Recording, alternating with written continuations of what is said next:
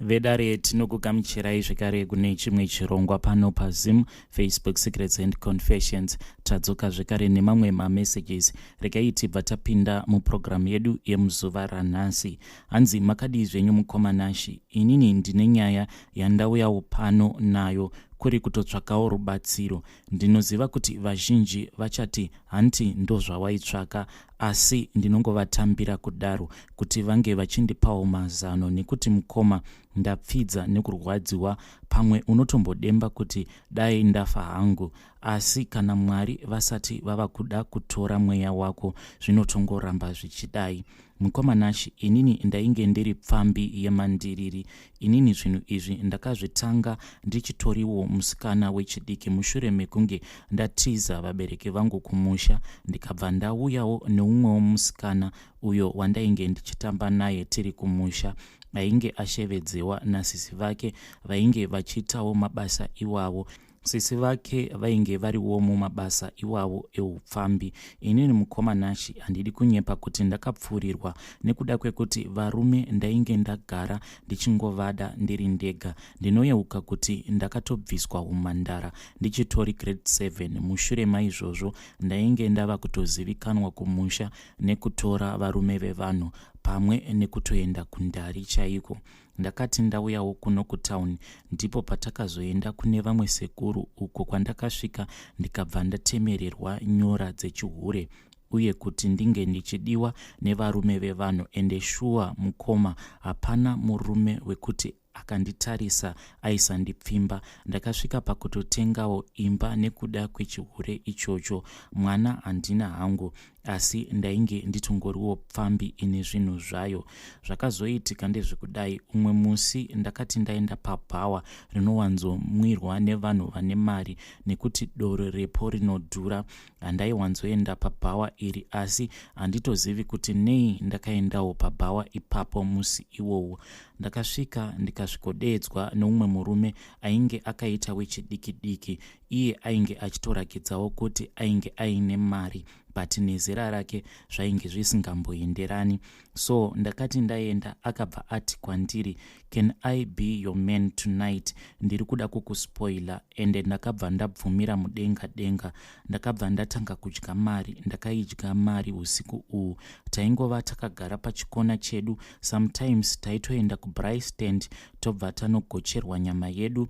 Dzakazoti dzava kuma-past 2 AM. Mukomana uyu wandainge ndiinaye mubhawa imomo akabva azoti kwandiri, "Baby, I think that let us call it a day. Handei tinopedzisira joy iyi kumba kwangu."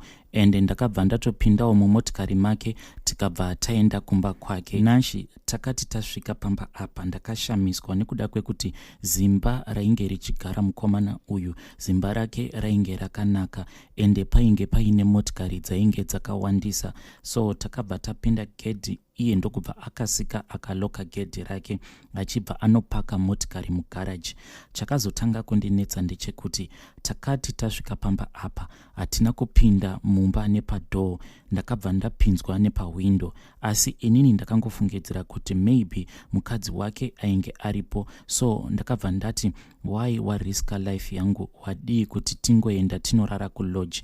But by that time iye ainge ava kusatombopindura zvachose, uye ainge ava kuchinja chiso chake. Maziso ake akabva aita blue. So akabva andipa saini yekuti ndinge ndichibvisa hembe. Ndikabva ndatanga kubvisa hembe dzangu nashi. Ndakati ndabvisa hembe dzangu, akabva ati kwandiri, "Bvisa penti." Ndakabva ndabvisa penti, but zvinhu zvese izvi zvainge zvava kuitika painge pasisina kana kuwirirana. Iye ainge atoshanduka, ainge asisiri mukomana uya wandainge ndasangana naye kubhawa. Dhoo rakabva ravhurwa, kukabva kwapinda kamwe kamukomana aka. Handinzwisisi kuti ainge ari munhu mukuru, kana kuti ainge ari mwana mudiki, kana kuti ainge ari vaya vatinoti vana mandionerepi, nekuti ainge akaita kapfupi, ende ainge akabata ndiro yacho yainge iine sadza, asi rainge risina muriwo, kachibva kabuda. Murume uyu akabva ati kwandiri, vhura makumbo ako. Mukomanashi akabva atanga kudya sadza rake, but aiti achidya sadza rake, but kamudyiro kake kaainge achiita sadza mukomanashi handisati ndamboona zvinhu zvakadaro. Aiti kana akanokora musova wake wesadza aibva atanga kuseva sadza rake riya pasikarudzi rangu, apa sadza iri rainge richipisa mukoma. Akati apedza kuita saizvozvo akabva abuda nepahwindo. Ndikabva ndanzwa motikari ichimutswa. Motikari iyi yakati yamutswa ndokubva yabuda kuri kutoenda. Ndakati ndichiri kuda kubatanidza zvinhu zvose zvainge zvatora nzvimbo, because ndainge ndisati ndambosanganawo nesituation yakadaro. Ndakabva ndangoona kuti mumba mainge matenderedzwa nenyoka. Nyoka iyi yainge yakaita hombe yakamoneredza pabed pacho pandainge ndakarara. Yakabva yatanga kurara neni. Yakati yarara neni kudaro mukomanashi yakarara neni usiku hwose. Akazoti ava makuseni ndakamboda kubuda, asi dhoo rainge rakakiyiwa. Ndakazogara mumba imomo ndokubva ndazonzwa kuti pahwindo painge paine umwe munhu.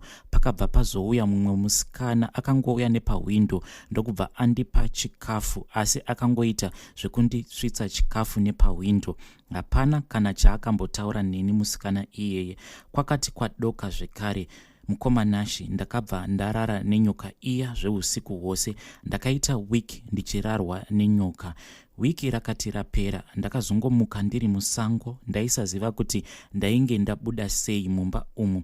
Pasaidi pangu painge paine bhegi rema-US ainge achisvika $9,000. Ndakasimuka, asi kuti ndinokuratidzai pamba apa kuti pakaita sei.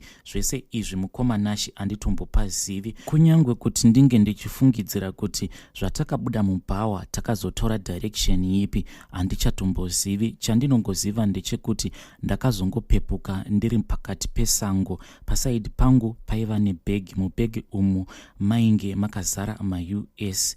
Murume uyu haana kana kuzombodzoka kubva zvaainge akandisiya pamba apa, uye haana kana kumbobvira arara neni, asi zvaakaita ndezvekuti pakauya kamunhu kaya kapfupi-pfupi kakabata ndiro yainge iine sadza. Iye chake chaakangoita akangodya sadza rake achingoseva pasikarudzi pangu. Mukomanashi ndakazoenda kumba, and by that time ndakabva ndazongopfuurirawo mberi nebasa rangu pasina kana painge pachimbondirwadza. Asi ndakazotanga kuenda kumwedzi. Ndaiti kana ndikatanga kutevera ndaitevera kasingaperi, zvekuti sometimes zvava kutoitika ndezvekuti kana ndikatanga kutevera kana zvakakwidza ndinokwanisa kutoita gore rese ndiri kumwedzi ndichingotevera. Ndakatomboedza kuzvifambira pandakaona kuti ndiko kakutevera kandainge ndava kuita, but kunyangwe ndakamboedza kuzvifambira hazviperi. Dambudziko razondiunza pano nashi nderekuti nyoka iyi ndiyo yava kuuya ichimwa ropa rangu rekumwedzi. Iye zvino ndava kutopinda mumonth number 3. Inongouya each and every day pandinenge ndichitevera. Inobva yangonwa ropa rangu rekumazuva angu. Hazvinei kuti inguvai, inongouya yobva yatanga kunanzva Sika Rudzo Yangu ichitora ropa. Mukoma, kunyangwe ndikapfeka matrauzi akawanda sei, ndinobva ndatanga kungoinzwa kuti kune chinhu chinenge chichingonanzva Sika Rudzo Yangu. Ndapfidza nashi, ndava kuita sekunge ndava benzi. Ndaedza kutsvaka murume uyu pabhawa apo patakasangana, but handina kana kuzombomuona zvekare. Even kutsvaka pamba pacho pandinofungidzira kuti ndipo paakandiendesa, handisisina kana idea kuti kwainge kuri kupi, nekuti ndakazopepuka ndokubva ndazobva pamba apa ndava musango. Ndaomerwa zvangu nashi. Kufamba ndazama, asi zvinobva zvatoita wese. Ndakambobvawo kwamadzibaba, but hapana kana solution yandakawana ikoko. Ndodiiko vedare, haisi nyore kuyamwiwa nenyoka apa. Dzimwe nguva nyoka yacho hautomboioni zvachose, zvinhu zvacho zvinongoitika like a vision. So ndibatsireiwo kani, ndibatsireiwo vedare. Ndo meseji yandakatumidzirwa navahanzvadzi vedu. Kana usati wambosangana nazvo unokwanisa kuti awa ndo anonzi majokes. But yei, zviri kuitika munyika yatiri kurarama. Pane vamwe mukoma vanditumidzira meseji yavo hanzi ndinosangana ne-a spiritual wife. regai tibva taenda panyaya yedu inotevera. Nyaya yedu inotevera yakamira sekudai. Hanzi makadii zvenyu mukomanashi, zvinhu zvacho zvakati kozhei, asi inini ndiri munhu wekuti ndakanoromberawo matrack angu kuti ndinge ndichiwanawo maloads anobhadhara. Ndikabva ndachekeresa madhiraivha anokwana iwo kuita 7. Ndiri kuda kureurura kuromba kwandakaita mushure mekunge ndaita matracks angu.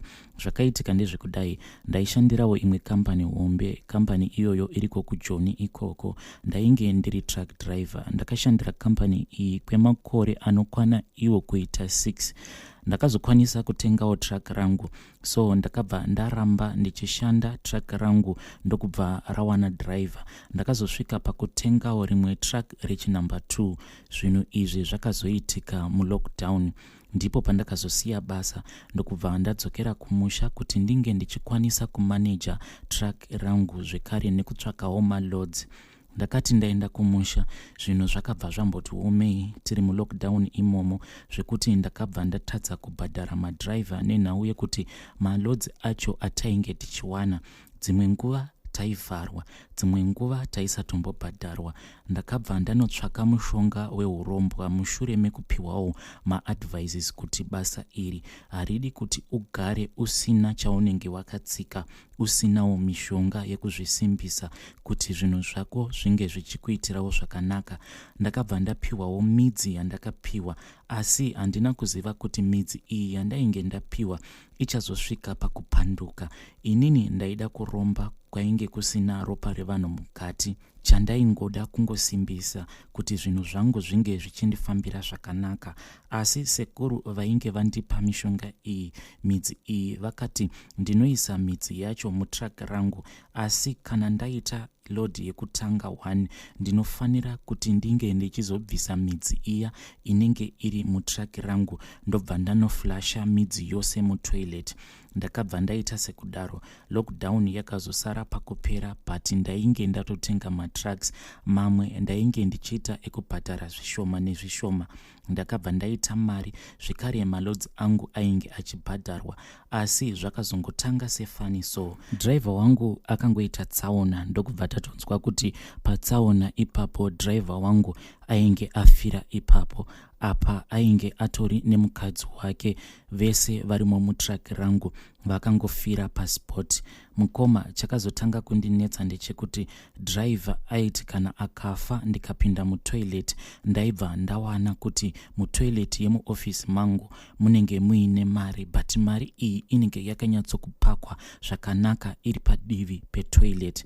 Uye pose paiitika tsaona, motikari yaisakuvara asi driver ndiye aingofa. Motikari yaikwanisa kungopwanyika, asi kana mozoenda kuna pane ubhita anotoshamisika kuti track iri rakainvolvwa muaccident yakashata kudai, but iro rinenge risina kunyanya kukuvara. But pose panoitika accident netrack iroro, kunyangwe track iroro rikangoita sekunge rangokweshera, unozotonzwa kuti driver wako atofira paspot. Saka kana ndichiverenga mukomanashi, madriver afa nethe same track, madrivers ava vava number 4. Mumwe akangokodzera achingodriver track ndokubva rangobuda muroad, ndokubva atongofira paspot ipapo. Pandakaona kuti zvinhu izvi zvainge zvava kunyanyisa, ndokubva ndambozama kuti ndinge ndichibvisa mudzi uya, asi ndakabva ndaona kuti mudzi uya pacho pandainge ndakauyisa wainge usisimo. Handichazivi kuti ndidriver ainge akasangana nemudzi iwowo akabva aurasa ipapo, handichazivi, asi ndakatoushaya zvachose. So pakazofa driver wechinumber 7 nemotikari iyi, ndakabva ndaenda kun'anga ndikabva ndamuudza kuti iye zvino vanhu vava kunyumwa nekuti mota iyi ndo imwe chete iri kuramba ichingouraya vanhu ende yava nemaaccident reports akawandisa. Saka handichazivi kuti ndoramba ndichingozviwandisa sei, ende ndava kutya kuti vanhu vanopedzisira vasuspekta. Sekuru ava vakabva vati kwandiri, chibvisa ka mushonga wandakakupa wobva waenda wonocherera kumusha, but ndoda kuti unge uchinocherera kumusha kwawakaberekwa iwewe.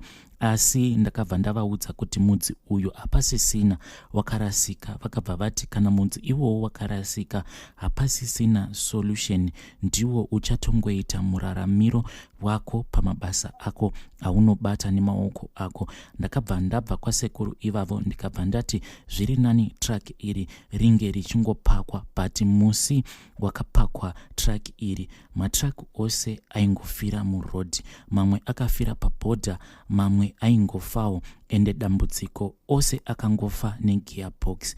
Pabasa pakabva paitika shura, track iri richibva ratanga kungozvimutsa riri rega. Pandakaona kuti ndo shura rainge raitika pabasa, ndakabva ndambovharisa kambani. Chandakangoita ndechekuti ndakangohaya mamwe matrack ndokubva anosenga maloads aya akaendesa maloads kwacho kwainge kuchidiwa maloads iwawo. Ndokubva ndamboudza vakomana vangu kuti ndava kuda kumbovhara garaji, handina kana explanation yandakapa kuvakomana vangu, ndokuvhara garaji rangu. Pari zvino mukomanashi ndatova ne2 months ndichingogara muloji. Paloji pacho pandigere mukomanashi patori nemamwe mabasa andakaita kuti loji iyoyo inge ichivakwa, nekuda kwekuti nzvimbo yandakavakira loji ine competition yakawanda. Saka ndainge ndichidawo kuita mudano wekuti macustomers ange achiwandira paloji pangu, nekuda kwekuti loji iyi ndakaivakira munzvimbo ine mabhawa akawanda, saka maloji aripo akawandisa. Kuvakawo kwandainge ndichiita loji zvinhuwo zvainge zvichingondinetsa kuti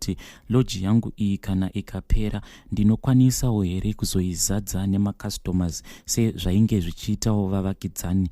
Pandakadzokera kuna sekuru ndichivaudza zvese zvandainge ndichida kuti zvinge zvichiitika paloji ipapo, vakabva vawedzera zvekare kundipa imwe mishonga, asi vakanditi mishonga iyi yandiri kuda kukupa zvibatire wega nemaoko ako. Vakangondiudza zvekuti ndinge ndichiita. Ndokubva ndadzokera kumusha kwandinoberekwa inini, ndikabva ndanotora ivhu repachuru ndikadzoka ndikabva ndamwaya mufoundation, nekuti mabhiridha ainge atochera foundation but vainge vasati vadira concrete mufoundation imomo. Ndokubva ndadira ivhu repachuru mufoundation, vakomana ndokubva vazotanga kuvaka. Saka mushonga iwowo mukoma ndinogara ndichingonamata kuti dai hawo waregedza kupanduka, nekuti kana ukapanduka, ivo sekuru vakandiudza kuti izvi wazvibatira wega, kana zvikazokunetsa mune ramangwana uchaona kuti uchazvipedza sei. Ivo sekuru ava vainge vakandiudza kuti zvinhu izvi kana zvikakupandukira unokwanisa kuzoita dambudziko rekuti unongotanga kutemwa nematombo. Vakandiudza kuti kana ukaona wava kutemwa nematombo aunenge usingaoni kuti ari kubva nepi, zvaunofanira kuti unge uchiita, unofanira kupota uchipa track rako mvura yekunwa. Manje ndiri kutya kuti ndinge ndichidzokera kugaraji kana mudzimai wangu mukoma. 2 months dzadarika idzi handizivi chinonzi mudzimai wangu, nekuti ndiri kutya kuti ndinge ndichibva paloji, nekuti kana ndiri paloji pane rimwe izwi rinopota richindiudza kuti zvauri pano ndakakuchengetedza. Izwi iri parinotaura ndinonzwa sekunge iizwi rasekuru vangu, but ini sekuru vangu handina kana kumbogara ndavaona. Ende pachuru pandakaenda ndikanotora ivhu mukoma ndichida kureurura, ndipo pacho patakakura tichiudzwa nevabereki kuti ndipo pakaradzikwa sekuru vangu. Zororo handisisina. Ndakambofunga kuti ndinge ndichienda kumaprofita, but zvakazoitika mumotikari mangu panguva yandainge ndichidhiraivha motikari yangu ndichitsvaka sowe rekuti ndinge ndichienda kunotsvakawo rubatsiro, but izwi riya rakaramba rongotaura neni. Ndakambori ignore nekuti iro rainge richiti kwandiri dzoka dzoka kuno kwandiri, but pandakaignore izwi iroro ndakangoona padashboard pazara matombo, but handizivi kuti matombo awa akapinda sei motikari. Ndakabva ndangodzokera kuloji. Pandakadzokera kuloji ndava kuburuka motikari, ndakabva ndaona kuti padashboard painge pasisina kana matombo. Vedare ndo message yandakatumidzirwa namukoma vedu ava. Chinonyanya kundibata-bata pavanhu vanenge vakabata mishonga ndechekuti kune vamwewo vanodzoka zvekare kwandiri vachiti mukoma ndatambura nekuda kwekuti mumhuri mune munhu akabata urombwa. vedare ndo meseji yandakatumidzirwa namukoma vedu. Chinonyanya kundirwadza panyaya idzi inyaya yekuti kune vamwe avo vanozoya nemaproblems avo vachiti mukoma, mumhuri medu mune munhu akabata mishonga yake. Zvinhu izvi zvinotambudza avo vasina chavanoziva. Just imagine kana uriwe hama yemunhu uyo ainge achidhiraivha truck rakaitirwa miko kudhara. Zvinhu zvacho so zvinongorwadza. Ngatisanganei zvekare mune zvimwe zvirongwa zvinotevera.